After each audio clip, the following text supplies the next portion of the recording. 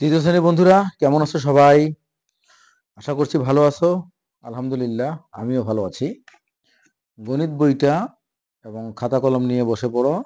আজকে আমাদের তৃতীয় অধ্যায় শেষের যে অনুশীলনী আছে, তৃতীয় অধ্যায় শেষের অনুশীলনীর কাজ করব আমরা, যেটা 35 পৃষ্ঠায় আছে।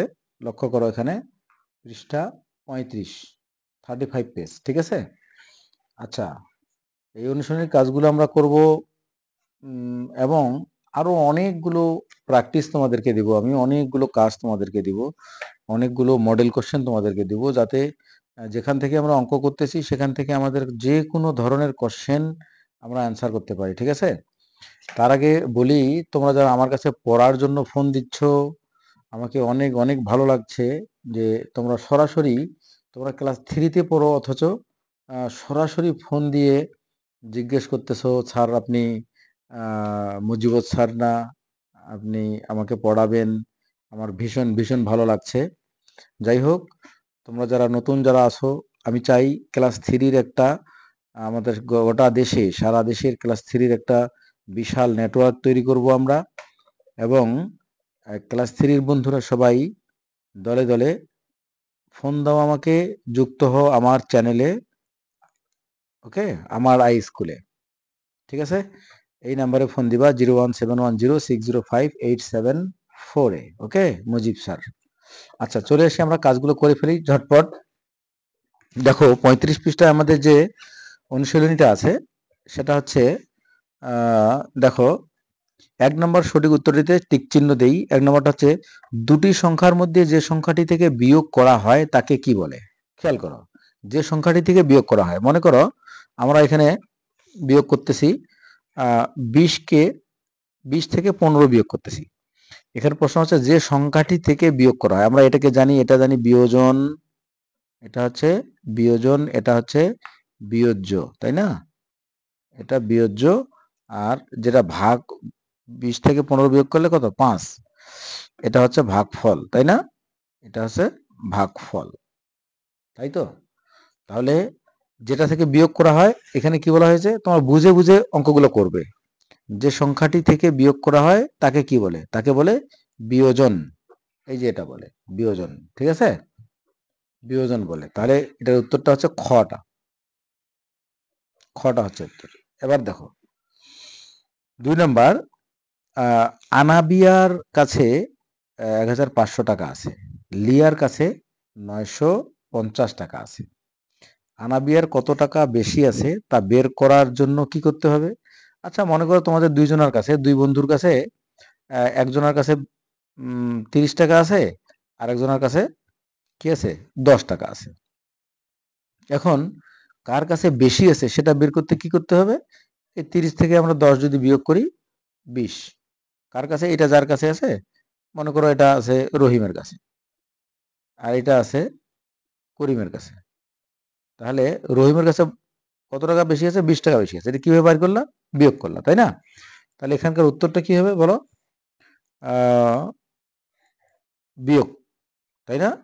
আনাবিয়ার কত টাকা বেশি আছে তা বের করার জন্য কি করতে হবে? বিয়োগ করতে হবে। খ, এটার উত্তর হচ্ছে 2 নম্বরের উত্তর হচ্ছে খ, ঠিক আছে? আমি বইয়ে দাগ দিলাম না। 3 নম্বরটা দেখো, রানীর কাছে 1200 টাকা আছে, সঙ্গীতার কাছে 600 টাকা আছে। দুইজনের টাকা পার্থক্য বের করতে চাইলে নিচের কোনটি সঠিক হবে? কোনটি সঠিক হবে বলো দেখি। আগে যেটা করলাম ঠিক ওই রকমই বিয়োগ, বিয়োগ করতে হবে। এখানে অপশনগুলো দেওয়া হয়েছে 1200 যোগ 600। দুইজনের টাকা একসঙ্গে করলে কি, যোগ করলে কি পার্থক্য বের হবে কোনোদিন? কখনোই না। পার্থক্য বের করতে চাইলে অবশ্যই বিয়োগ করতে হবে। তাহলে এখানকার খটা হবে উত্তর। 3 নম্বরের, দেখো 3-এর খ, 3-এর খ। এবার দেখো 4 নম্বর, 1020 থেকে 111, 1020 বিয়োগ 111 সমান সমান কত? খালি ঘরের সংখ্যাটি কত? এটা কত হবে আমাদেরকে বিয়োগ করতে হবে, তাই না? 4 নম্বর, 4 নম্বর লক্ষ্য করো, বইগুলো একটু সহজ। 1000, 12, 1200 না, 1020, সরি, 1020 থেকে কত বিয়োগ করব? 111 বিয়োগ করে ফেলেই। এখানে শূন্য আছে, দশকের ঘর থেকে একটা 10 নিতে হবে আমাদের। 10 থেকে 1 বিয়োগ করলে 9, ঠিক আছে? এখানে একে একে মিলে গেল 0। তারপর এখানে শতক 1 শতক আমরা এখানে নিব, 10 শতক থেকে 1 শতক বিয়োগ করলে 9, তাহলে 909। 909 কোথায় আছে? খ নাম্বার। তাহলে 3-এর খ, 3-এর খ হচ্ছে উত্তর। 3-এর খ 909। 4 নাম্বার, রিয়াজ 1850 টাকার একটি ইলিশ মাছ কিনে মাছ বিক্রেতাকে 2000 টাকা দিল। বিক্রেতা তাকে কত টাকা ফেরত দেবেন? কি করতে হবে? 5 নাম্বার, এটাও বিয়োগ করতে হবে।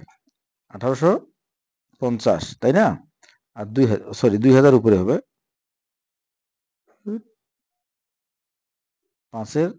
5 নাম্বার, 2000 উপরে, তারপরে 1850 বিয়োগ করি 0, 5,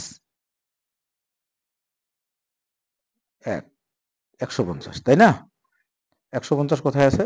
এই যে ক নাম্বারটা, ক নাম্বারটা হচ্ছে উত্তর। তাহলে 5-এর ক হচ্ছে উত্তর। ওকে। 2 নাম্বার, সংক্ষিপ্ত উত্তর প্রশ্ন। সংক্ষিপ্ত উত্তর প্রশ্নটা কি দেখো এখানে, বিয়োগের সময় কোন স্থানীয় মান থেকে বিয়োগ করা শুরু করতে হয়? 2-এর ক, খেয়াল করো, 2-এর কটা হচ্ছে কোন স্থানীয় মান থেকে? একক স্থানীয় মান থেকে। একক স্থানীয় মান থেকে। একক স্থানীয় মান থেকে। ওকে, একক স্থানীয় মান থেকে। এবার খ নাম্বার, বিয়োজ্য কি? বিয়োজ্য কি?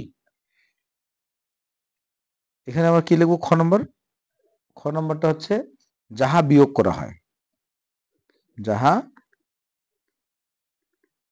বিয়োগ করা হয় ওটাই বিয়োজ্য, তাই না? উপরেরটা হচ্ছে বিয়োজন, তারপরে বিয়োজ্য, তারপরে বিয়োগফল। আচ্ছা, বিয়োজ্য গেল। গ নাম্বার, গ নাম্বারটা দেখো, 1000 থেকে 101 বাদ দিলে কত থাকবে? বাদ দিয়ে দেখি আমরা গ নাম্বার বিয়োগ করে দেখি। এই যে 1000 থেকে 101 বাদ দিই, ঠিক আছে?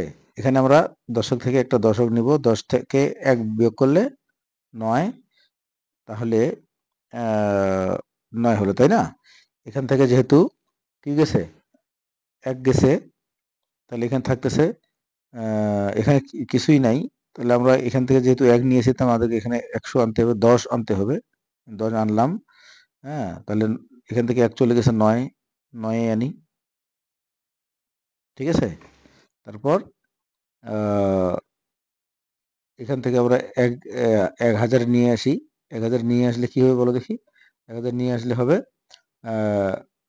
এখানে 1000 মানে 100, 100 থেকে এখানে 100 চলে গেছে এদিকে, 900 আছে, 900 থেকে 100 100 বিয়োগ করলে কত হবে? 800 হবে, ঠিক আছে?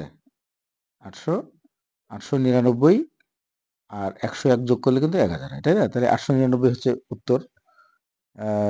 1000 থেকে 101 বাদ দিলে কত থাকবে? 899। এই যে 2-এর গ হচ্ছে, 2-এর গ হচ্ছে 899 উত্তর। ওকে, তাহলে আজকে এ পর্যন্তই। আমরা এই অনুশীলনীর 2 পর্যন্ত করলাম। ওকে, আল্লাহ হাফেজ।